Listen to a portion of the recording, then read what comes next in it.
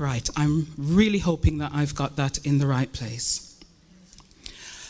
What I'm trying to do in this plenary is to continue from where I left off in the earlier plenary, but try and merge the two presentations, because I was down to do two plenaries, both of which focus on the direction of travel in terms of leadership preparation and the approach that we are taking at the National College for Educational Leadership. It was fantastic to sit in the previous presentation, and thank you, Doctor. We spoke. We did indeed speak yesterday, because it reminded me of where we are as a nation, and it reminded me that as we currently sit, the axis of power globally is shifting. So when we talk about measuring up and global and who we have to measure up against, think about some of the shifting plates of power that have been on the move in the last month alone. And when you think about that, the axis of power is shifting. It is shifting. What does that mean for little Jamaica? Well, for me, and for somebody of Jamaican heritage who spent much of her life outside of Jamaica, I have never seen Jamaica as a small country. Never. Not in terms of its influence globally. And you are probably more aware of that when you're outside of Jamaica than when you're in it.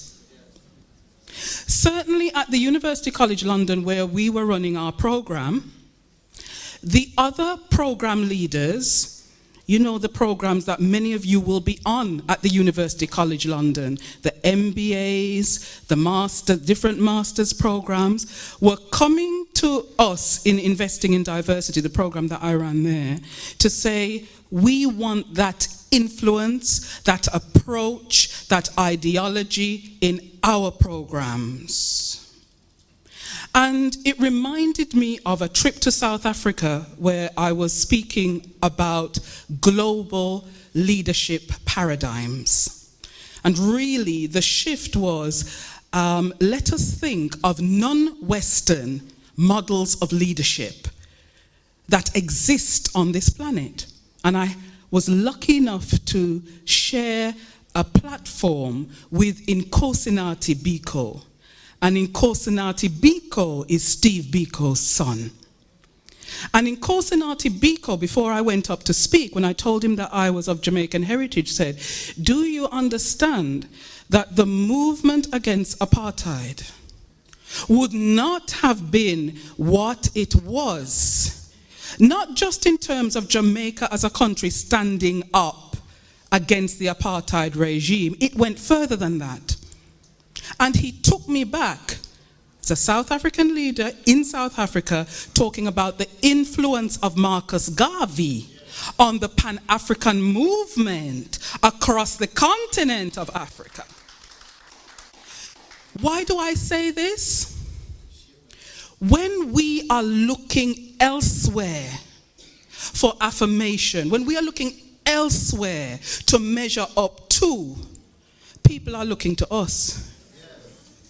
I am looking to the stage where the National College for Educational Leadership in Jamaica will be accrediting leadership development programs from across not only the region but the planet. And because, and I'm not speaking that with any arrogance, I am actually speaking it from a position of truth. One of the things that we do not understand is our influence. And when we talk about global, the people in this room and elsewhere on this rock and in this region are the global majority. We are the global majority. So we will get to a place where we all understand that. But in the meantime, it's all good. Purpose. The major premise of education must be self-knowledge. Yes, you must learn, you must develop the skills, and we've already heard about the limitation of skills. You must develop the knowledge, and we have various subject knowledge, and for me, there is an artificial divide in terms of the way that we divide up knowledge anyway. You know, English, math, science, and so on, all these lines and these boxes. There's that knowledge. But if we go back to the global, classical definition of what education is and what it is to be an educated person, is that you have self-knowledge. Nobody should leave education without knowledge of self and knowledge of what you have in terms of human capacity. In order to achieve goals such as unambivalent identity and the tools that we need for empowerment, the educational process must be one that educes, and those of you who know your Latin, to bring out, not to put in. Education, the root of the word education, educare, is to bring out. So all those students who come to us in whatever form, from wherever they come, it's not about us filling empty vessels. It is about us bringing out their God-given talents. So to what extent, let me add an additional E to Minister Green, to what extent are our educational institutions enabling institutions? That's the additional E. Enabling places. Places that enable and bring out. The traditional African view of self, forgive me for reminding most of the audience that we are African. The traditional African view of self, it's all right, I could write a paper about it, but we have no time.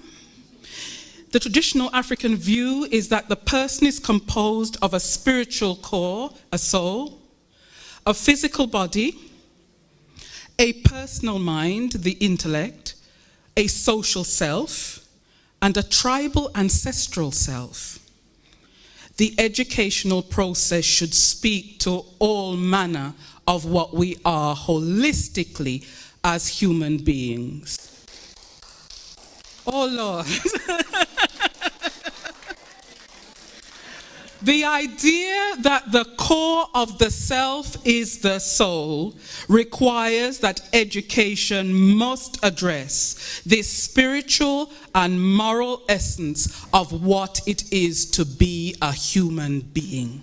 So leaders, when you're thinking about your school, your organization, and how it's going to be transformational, be prepared for that space itself to change, depending on the expertise and the genius that you bring in.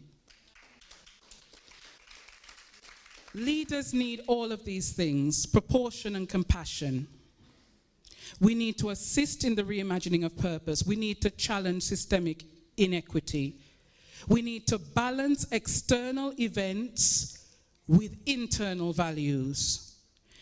I'll say a quick one about that.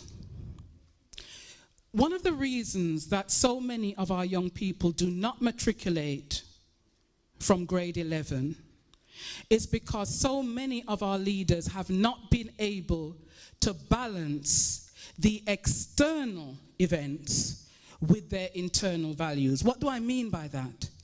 In a league table compliance culture where you are judged by the ministry, by NEI, by the media, in terms of how many youngsters pass their grade 11 exams, their CXC exams, it can force you to compromise your internal principles and values, because although you know that what you want is to put all of the youngsters through for the exam, there's a bit of you that doesn't want that thing in the paper that says that you are number... Yeah? So you get into this imbalance now where it says, let me not enter the entire grade 11, even though the ministry has provided the finance for you to enter that entire grade 11, let me just enter 40 out of the 120, and then I can say 90% of my grade 11 have got 5 or more. Oh, colleagues, you think it doesn't go on? Am I telling truth? We at NCEL need to work with our leaders to find a way for them to balance those external and very real pressures. As a former principal, I understand the pressures, and I am not living in nirvana. But trust me, we need to also be able to sleep in our beds at night.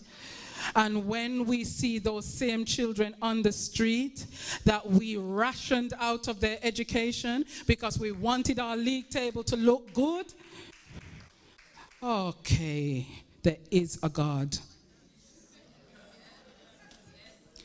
And finally, I think I have allowed myself a little leverage, so I will end with a little bit of patois. I would like our leaders to dash away the barrel and boil the crab them. What do I mean by that?